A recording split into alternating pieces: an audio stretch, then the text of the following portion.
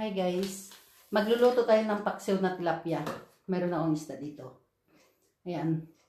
At ang gagamitin kong pampaasim guys ay itong marinade paste ng sampalok. Try natin ito guys. Tingnan nyo. So ito yung marinade ng sampalok guys. Nabili ko ito siya sa Thailand store. Kuha lang tayo muna ng kaunti.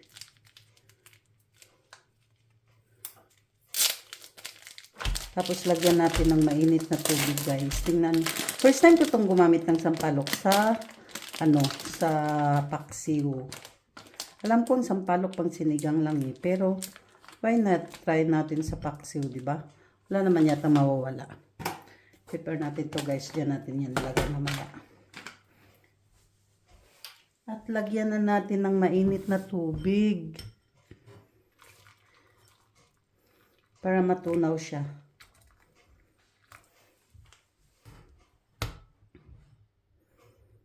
Ang tigas niya eh. Maasim kaya to? Tikman natin mamaya kung maasim siya, di ba?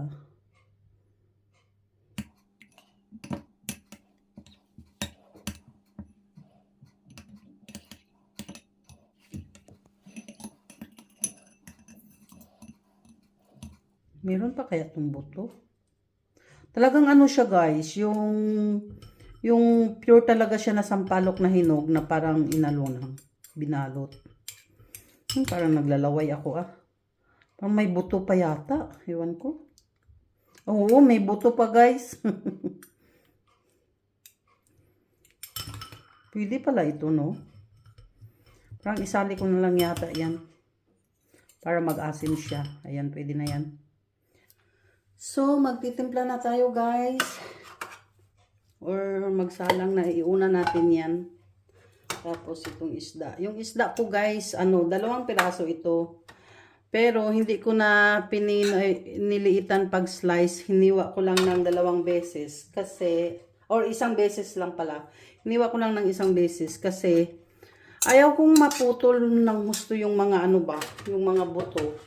Total kaming 2 lang naman ng asawa ko ang kakain nito. Hindi naman kumakain ng isda yung anak ko. So, ganyan.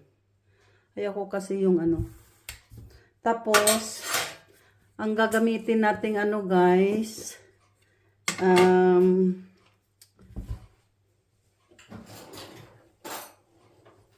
ang gagamitin nating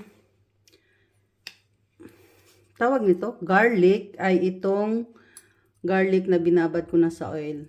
Naano ko na kasi to guys na-preserve ko na kasi nakabili ako ng maraming garlic noon.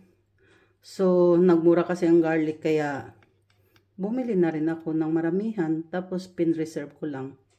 Ayun, damihan natin. Okay lang yung oil, diba? Kasi naglalagay naman minsan ng oil sa sa paksiw. And then, wala na akong maraming rekado dyan, guys. Ito na.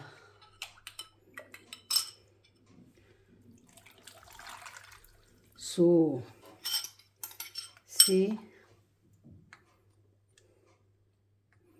Yan. Pwede na yan. Ayan na.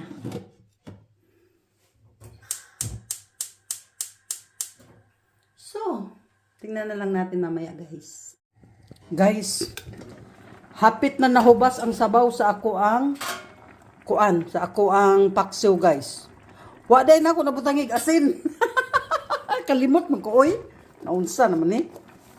Takan sa natong asin guys. Pati yung limutan ako, kanig yung tiguang na tanong. Ang hirap pala talaga pag tumanda na tayo eh.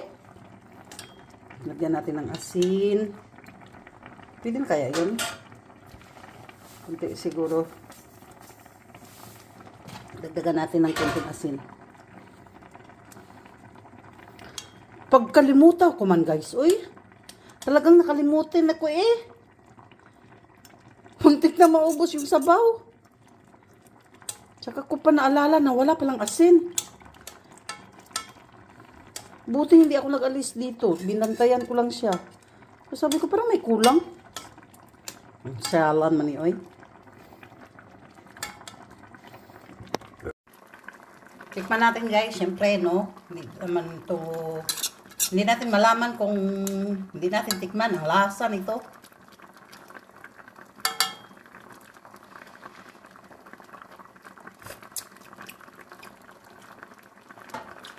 Sakto lang ang asim guys, pero parang matabang. Natin ng kaunting asin kasi matabang kaunti. Yan oh. Pwede na yan. Masarap yung asim niya guys kasi sampalok, di ba? Ang sarap. Pero parang dagdagan ko yata ng ng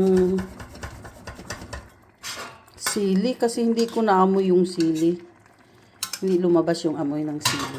Tingnan natin. Yan guys, dagdagan natin ng sili. Yan. Pwede na yan. Para mag-amoy. Yun.